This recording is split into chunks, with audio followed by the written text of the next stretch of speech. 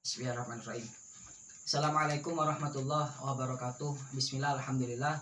Assalatu wassalamu ala rasulillah Sayyidina Muhammad ibn Abdillah wa la hawla wa la quwata illa billah ma ba'du. Yang saya hormati dosen pembimbing mata kuliah Ekonomi Makro Islam dan sahabat-sahabati pendengar video ini. Terima kasih Allah masih diberikan kesempatan untuk belajar kembali, dan sholawat ma'asalam semoga selalu tercurah limpahkan kepada Nabi Muhammad SAW. Oke, langsung dalam video ini kami akan berusaha merespon materi yang disampaikan oleh Bapak Wadud terkait ekonomi 4 sektor atau disebut dengan ekonomi terbuka.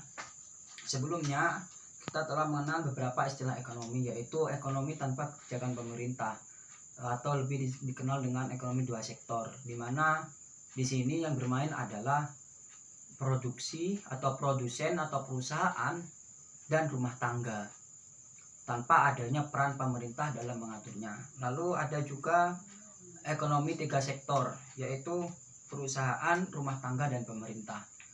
Bagaimana di sini pemerintah sudah memiliki andil untuk mengatur perekonomian dalam suatu negaranya. Lalu ada yang kita bahas saat ini adalah ekonomi 4 sektor, yaitu perusahaan, rumah tangga, pemerintah, dan negara lain ataupun internasional. Dapat kita ketahui bahwasannya definisi dari ekonomi terbuka ataupun ekonomi 4 sektor ini adalah perekonomian suatu negara yang melibatkan negara lain, atau perekonomian suatu negara yang terlibat dalam perekonomian atau perdagangan internasional. Artinya apa? Ada interaksi antar negara dalam memenuhi kebutuhan ekonominya, entah itu ekspor ataupun impor. Lalu dari aktivitas ekspor dan impor maka timbul beberapa akibat, yaitu adanya permintaan agregat pasar barang. Artinya adanya permintaan ekspor ke luar negeri dan adanya permintaan impor produk dalam negeri, seperti itu. Lalu adalah adanya pengaruh dalam jumlah uang yang beredar. Transaksi antar negara mengakibatkan adanya pertambahan dalam peredaran uang, seperti itu. Lalu harga barang dan jasa. Artinya apa? Ini dipengaruhi oleh permintaan dan penawaran. Semakin banyak permintaan maka harga itu akan semakin naik. Contoh yang sekarang adalah masker. Masker menjadi produk yang dicari oleh masyarakat terkait adanya COVID-19. Lalu bagaimana nanti adanya permintaan yang sedikit itu mengaruhi kepada harga yang turun. Seperti adanya impor produk gula yang padahal bisa dipenuhi oleh produk lokal, itu mengakibatkan harganya turun. Jadi banyaknya produk itu tidak diimbangi dengan banyaknya permintaan, seperti itu. Kami akan mencoba menjelaskan siklus ekonomi terbuka. Perlu diingat, ekonomi terbuka memiliki 4 pemain atau 4 sektor, yaitu perusahaan, pemerintah, rumah tangga, dan internasional. Bagaimana perusahaan memberikan kontribusi pajak kepada pemerintah, dan pemerintah memberikan subsidi ataupun infrastruktur untuk menunjang produksi dalam perusahaan.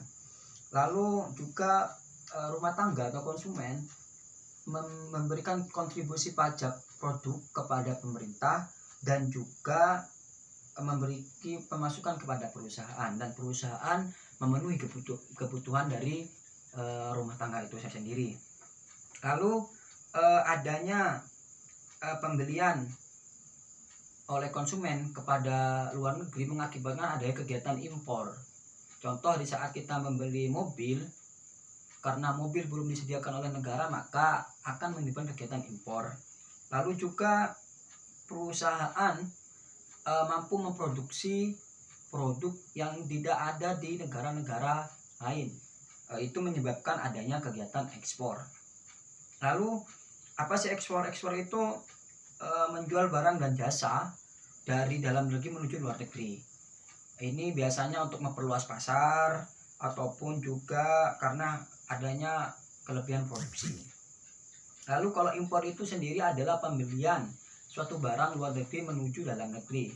Ini biasanya disebabkan oleh tidak tersedianya barang tersebut di dalam negeri.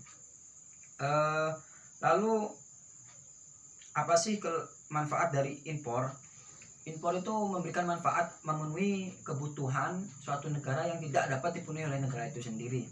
Lalu memperoleh bahan baku dan memperluas lapangan kerja. Kita tahu berapa banyak TKI TKW yang sedang bekerja di luar negeri seperti itu. Lalu ekspor sendiri juga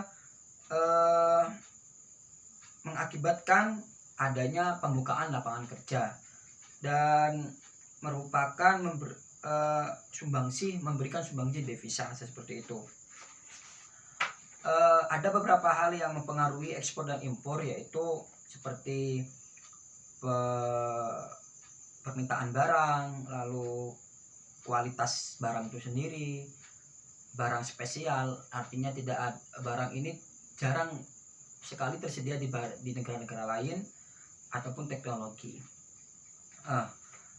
Dari hal tersebut kami ingin mencoba merespon terkait sistem ekonomi terbuka. Sistem ekonomi terbuka ini membuat suatu negara semakin berkembang karena mampu untuk mengembangkan pasar negara tersebut dan juga mampu memenuhi kebutuhan di dalam negara itu sendiri. Ini selaras dengan teori Adam Smith yang menyampaikan bahwasanya Adam Smith menyampaikan negara dapat melakukan spesialisasi dalam produk seperti itu, sehingga memiliki daya saing. Contoh, kalau kita implementasikan kepada perekonomian Indonesia, bagaimana kita mampu memproduksi produk halal lalu mengekspor ke luar negeri. Bahkan menurut CIA pada tahun 2009, penduduk dunia yang beragama Muslim yang notabene itu mayoritas mengkonsumsi produk yang halal itu sebesar 1,6 miliar. Ini merupakan pangsa pasar yang sangat besar apabila dimanfaatkan oleh Indonesia. Cuman ada hal yang tidak perlu dilupakan oleh pemerintah. Adanya ekonomi terbuka ini menambah akan banyaknya persaingan yang semakin kompetitif. Itu mengakibatkan UMKM ataupun usaha-usaha lokal, industri-industri lokal yang modalnya dibilang sangat kecil itu sulit bersaing dengan mereka perusahaan-perusahaan yang memiliki modal dan investor dari luar negeri. Disinilah perlunya peran pemerintah melakukan privatisasi atau perlindungan kepada UMKM dan rumah-rumah produksi tersebut. Agar apa? Bukan hanya perusahaan multinasional ataupun internasional yang mampu merasakan pertumbuhan ekonomi yang diakibatkan oleh sistem ini, tapi juga mampu dirasakan oleh UMKM dan rumah-rumah produksi seperti itu. Kurang lebihnya mungkin hanya itu yang dapat saya sampaikan. Wallahul muwaffiq ila aqwamit thoriq. Assalamualaikum warahmatullahi wabarakatuh. Terima kasih.